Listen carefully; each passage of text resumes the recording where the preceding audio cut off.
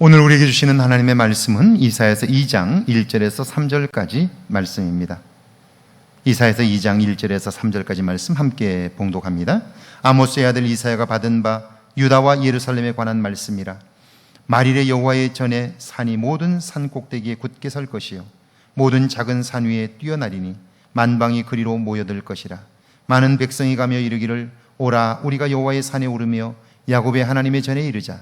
그가 그의 길을 우리에게 가르치실 것이라. 우리가 그 길로 행하리라 하리니 이는 율법이 시온에서 나올 것이요 여호와의 말씀이 예루살렘에서부터 나올 것이니라. 아멘. 할렐루야. 좋은 날입니다. 하나님 주시는 은혜가 오늘도 여러분과 함께 하기를 주의 이름으로 축원합니다. 여러분이 한번 상상을 해보십시오. 물이 없는 사막길을 가고 있습니다. 햇볕이 내리쬐고 그늘이 한 조각도 없습니다. 먹을 음식도 없고 마실 물도 없습니다. 하루 이틀 그 길을 가는 게 아니고요 1년, 2년이 아니고 10년, 20년도 아닙니다. 무려 40년 동안 그 길을 갑니다. 그런데 딸린 식구가 한둘이 아닙니다. 200, 2천이 아니고 무려 100만이 넘습니다. 그들은 수시로 문제를 일으키고 못 살겠다고 아우성을 칩니다. 그뿐이 아니죠. 주변 나라들이 시도 때도 없이 공격해 옵니다. 위기가 주기적으로 찾아와요. 여러분이 만약 그들을 인도하는 모세라면 이런 때에 여러분은 어떻게 반응했을까요? 이런 날들을 어떻게 건널 수 있을까요? 모세는 우리와 동일한 사람입니다. 그렇다면 모세는 그 긴 시간 동안 그 힘겹고 고통스러운 그 길에서 어떻게 견뎌낼 수 있었을까?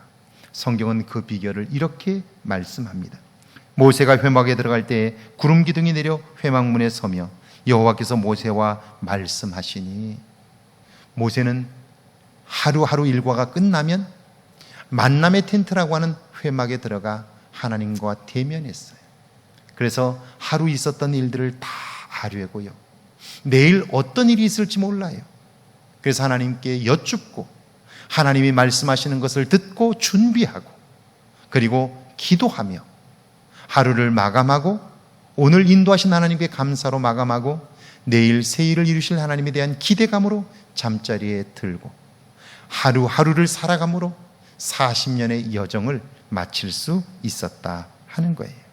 그렇습니다. 결국 하나님과의 은밀한 만남, 이것이 그로 하여금 그 고통스러운 시간들 속에서도 견딜 수 있게 했고요 마지막 승리를 경험하게 한 것이죠. 1절 말씀입니다. 아모스의 아들 이사야가 받은 바 유다와 예루살렘에 관한 말씀이라. 모두가 다 죽었다고 망했다고 누구 때문에 이런 일들이 벌어졌다고 비난하는 때에 하나님의 사람 이사야는요 사람들의 소리에 귀를 막고 그리고 하나님의 음성을 듣습니다. 사실 이런 요란한 때에 하나님의 음성을 들으려면 사람들의 소리에 귀를 먼저 막아야 돼요. 눈앞에 보이는 것에 눈을 감고 마음으로 상황과 현실을 볼 줄 알아야 해요. 만약 내 안에 분주함과 두려움이 있다면 하나님의 음성을 들을 수가 없어요. 이사야는 세상을 향한 소리에 귀를 막았고요 하나님을 향하여 귀를 열었어요. 그러자 하나님이 나에게 하시는 음성, 그 소리가 들리기 시작해요. 2절에 보면 하나님이 들려주신 말씀이 있습니다. 말일에 여호와의 전에 산이 모든 산 꼭대기에 굳게 설 것이며 모든 작은 산 위에 뛰어나리니 만방이 그리로 모여들 것이라. 여러분은 스포츠 중계를 본 적이 있을 거예요. 모든 운동이 그렇지만 질 것 같다가 이기고 이길 것 같다가 다 이긴 것 같은데 나중에 지는 게 스포츠지요. 아나운서의 말을 들어보면 항상 위기예요. 어렵습니다. 그런데 지나고 보면 어때요? 결국은 승리하는 걸 봅니다. 말일이란 마지막 날이에요. 그날에 하나님과 그의 나라 백성들이 승리합니다. 우뚝 서 이방인들을 호령하며 하나님의 위대하심을 선포하게 된다는 거예요. 다시 말하면 지금은 외부의 적들이 침공하여 예루살렘이 포위당했어요. 마치 이사야 선지자는 그것이 망루의 원두막에 올라가 있는 백성들의 모습으로 묘사했지요. 이제 다 죽게 생겼어요. 끝나게 생겼어요. 그러니까 사람들은 아우성을 쳐요.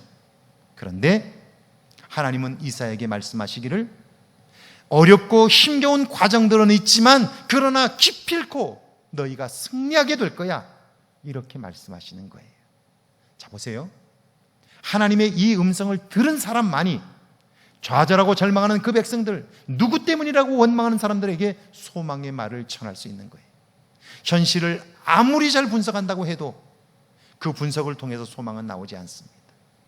왜 우리가 어렵고 힘든 때 하나님의 음성을 들어야 할까요? 이유는 하나님의 음성을 듣지 못하고 소망을 발견할 수 없기 때문이죠. 3절에 이렇게 되어 있어요. 그래서 많은 백성이 가며 이르기를 오라 우리가 여호와의 산에 오르며 야곱의 하나님의 전에 이르자. 그가 그의 길을 우리에게 가르치실 것이라. 우리가 그 길로 행하리라 하리니 이는 율법이 시온에서부터 나올 것이요 여호와의 말씀이 예루살렘에서부터 나올 것이라. 지금은 비록 어려워요, 힘들어요. 그러나 여호와의 산에 오르는 사람, 이것은 예루살렘 성전산을 가리키는 것 아니에요. 우리 안에는 거룩한 산들이 다 있어요. 하나님이 임재하시는, 하나님을 만나는 거룩한 산이지요. 우리 안에는 이 산이 다 있어요. 우리가 분주하고 두려워하면 그 산에 오를 수가 없어요. 생각조차 할 수가 없어요. 그러나 어떤 상황에서도 하나님을 바라보며 그 여호와의 성산에 오르게 될 때 우리는 하나님으로 말미암아 그 음성을 들을 수 있고 하나님의 계획을 알 수 있게 되는 거죠. 그래서 율법이 시온에서부터 나오고 여호와의 말씀이 예루살렘에서부터 나온다고 말씀하는 거죠. 모든 사람이 다 고통 가운데 있고 그래서 아우성을 치고 있는 가운데서도 이 성산에 오른 사람, 예루살렘의 거룩한 성전산에 오른 사람만이 하나님의 음성을 듣고 그분으로부터 소망을 받아 이 땅의 소망을 선포할 수 있는 것이죠. 그 사람은 상황과 상관없이 찬양을 부를 수 있어요. 절망적인 상황에서도 소망의 노래를 부를 수 있게 되는 거죠. 요즘 코로나19로 사람들이 두려워하고 있어요. 이게 언제쯤 끝나나? 과연 우리가 잃어버렸던 일상은 다시 돌이킬 수 있나? 돌아오겠나? 그렇게 생각해요. 제가 여러분에게 확실하게 말씀드릴 수 있는 것은요, 그날은 올 거예요. 그날은 우리가 예상치 못한 때에 찾아올 거예요.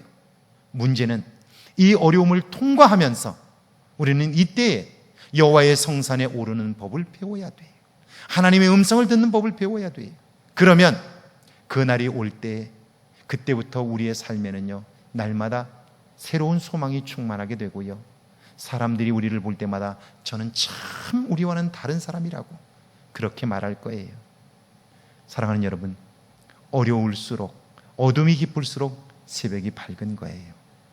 하나님 안에서 소망을 발견하고 어렵고 힘든 주변의 사람들에게 소망을 전하는 저와 여러분 되기를 주의 이름으로 축원합니다. 함께 기도합니다. 나로 깨어있는 삶을 살게 해달라고요, 어떤 형편에서든지 소망을 전하는 자가 되게 해달라고요, 함께 기도합니다. 하나님, 나로 하여금 깨어있게 하옵소서. 눈을 감고 여호와의 성산에 오르게 하시고 성전산에서 하나님의 음성을 듣게 하시고 하나님을 만나는 거룩한 역사가 있게 하옵소서. 어떤 형편에서도 소망을 전하는 자 되게 하시고 그래 하나님, 구별된 자로 이 땅을 살게 하옵소서. 오늘 하루가 그런 날 되게 하시고 하나님의 도움을 얻는 복된 날 되게 하옵소서.